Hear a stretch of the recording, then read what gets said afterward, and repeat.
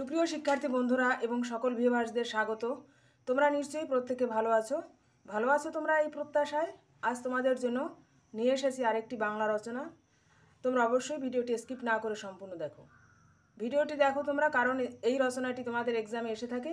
জীবনী বিষয়ক একটি রচনা তোমাদের আসে, সেক্ষেত্রে তোমরা এই রচনাটি দেখে নাও এবং খাতায় নোটস করে নাও। আর তোমরা বিভিন্ন বিষয়ের উপরে আরও রচনা পেয়ে যাবে, ভিডিও ডেসক্রিপশন দেখবে, সেখানে রচনার প্লেলিস্ট লিঙ্ক থাকবে। আজ তোমরা দেখবে বাংলা রচনা আচার্য জগদীশ চন্দ্র বসু সম্পর্কে। ভূমিকা, প্রথমে আমরা ভূমিকা দেখি।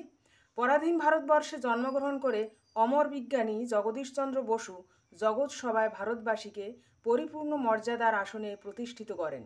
শুধু ভারতের নয়, পৃথিবীর শ্রেষ্ঠ বিজ্ঞানীদের মধ্যে জগদীশচন্দ্র বসু একজন।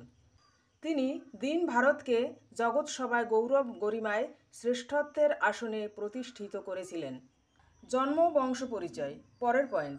1858 খ্রিস্টাব্দে 30শে নভেম্বর ঢাকা জেলার রাড়িখাল গ্রামে জগদীশচন্দ্র বসু জন্মগ্রহণ করেন। তার বাবার নাম ভগবান চন্দ্র বসু। তিনি ছিলেন পেশায় একজন ডেপুটি ম্যাজিস্ট্রেট। পরাধীন ভারতবর্ষে জন্মগ্রহণ করে অমর বিজ্ঞানী জগদীশচন্দ্র বসু জগৎ সভায় ভারতবাসীকে পরিপূর্ণ মর্যাদার আসনে প্রতিষ্ঠিত করেছিলেন। শিক্ষা, গ্রামের পাঠশালায় জগদীশচন্দ্রের প্রাথমিক শিক্ষা শুরু হয়।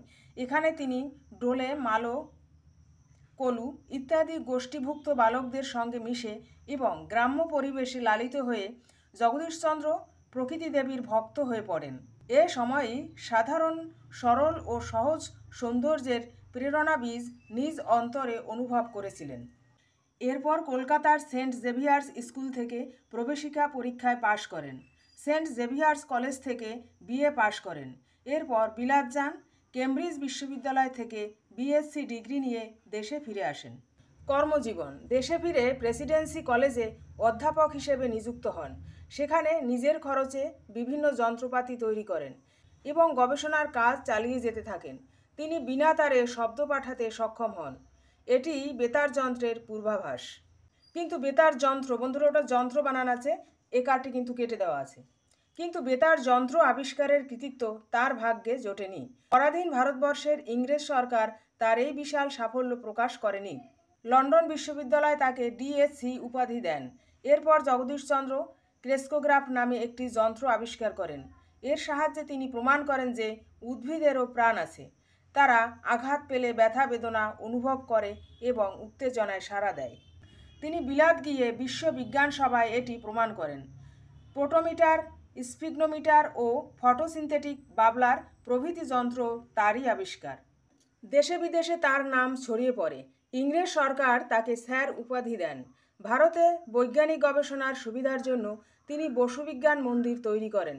জগদীশচন্দ্র বসু শুধুমাত্র একজন গবেষক ও আবিষ্কারক ছিলেন না, তিনি ছিলেন দেশপ্রেমিক এবং সাহিত্যিকও।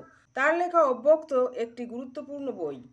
উপসংহার, 1937 খ্রিস্টাব্দে 23শে নভেম্বর জগদীশচন্দ্র বসু মৃত্যুবরণ করেন। জগদীশচন্দ্র বসু বিজ্ঞান সরস্বতীর বরপুত্র, পরাধীন ভারতের এক শ্রেষ্ঠ কৃতি সন্তান। তিনি বিশ্ববন্দিত সমর্পিত প্রাণ বৈজ্ঞানিক। তিনি দার্শনিক ও দেশপ্রেমিক। তার কীর্তিকাহিনী ভারতের বিজ্ঞানব্রতীদের আজ মহান আদর্শ হোক। জগদীশচন্দ্র বসু সম্পর্কিত বাংলা রচনাটি এখানেই শেষ হলো। ভিডিওটি তোমাদের কাছে হেল্পফুল মনে হলে তোমরা অবশ্যই জানিও কমেন্টের মাধ্যমে। আজ শেষ করছি এখানেই। তোমরা প্রত্যেকেই ভালো থেকো, সুস্থ থেকো।